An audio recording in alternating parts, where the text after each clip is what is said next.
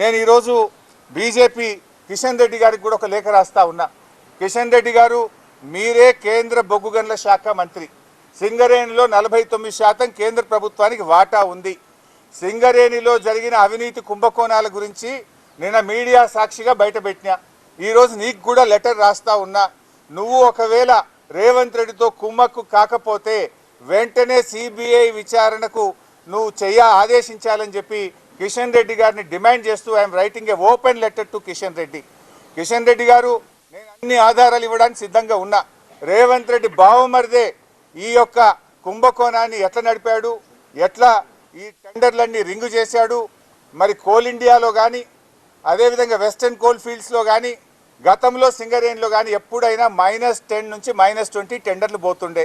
ఈ site visit certificate పెట్టిన తర్వాత మరి ఎవరెవరు టెండర్లు వేస్తున్నారో తెలిసి రేవంత్ రెడ్డి బావమరిది ఆ కాంట్రాక్టర్లను బెదిరించి వాళ్ళు ఏ రకంగా ప్లస్ టెండర్లు ఆయన పొందిండు టెండరు, ఆయన ఎవరనుకుంటే వాళ్ళకి టెండర్ వస్తుంది, ఎవరనుకుంటే వాళ్ళకి సైట్ విజిట్ సర్టిఫికేట్ వస్తుంది.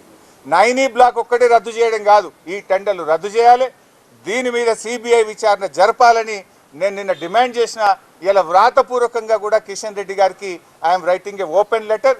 దీని మీద వెంటనే బీజేపీ స్పందించాలని, నిజానిజాలు బయటకు తీయాలని, ఈ దొంగల్ని అరెస్ట్ చేయాలని, ఈ అవినీతి సొమ్మును కక్కించాలని, ఈ రాష్ట్రానికి సింగరేణి కార్మికులకు జరుగుతున్న నష్టాన్ని మరి బయటకు తీయాలని చెప్పి మేము డిమాండ్ చేస్తూ ఉన్నాం.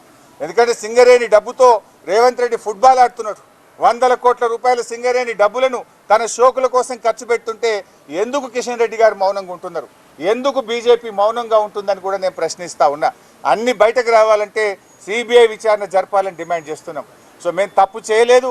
నిన్న రాత్రి నోటీస్ ఇచ్చినా, రాత్రే హైదరాబాద్కు వచ్చినాం. ఈరోజు న్యాయ వ్యవస్థ మీద గౌరవం ఉంది, చట్టాన్ని గౌరవిస్తాం కనుక వారు చెప్పిన సమయం ప్రకారం మేము హాజరవుతున్నాం. సమయం తీసుకునే అవకాశం ఉంది, కానీ మేము తప్పు చేయలేదు, మేము భయపడాల్సిన అవసరం లేదు. ఏ రకంగా కూడా ఈ కేసుతో మాకు సంబంధం లేదు. ఇది ఒక అక్రమ కేసు.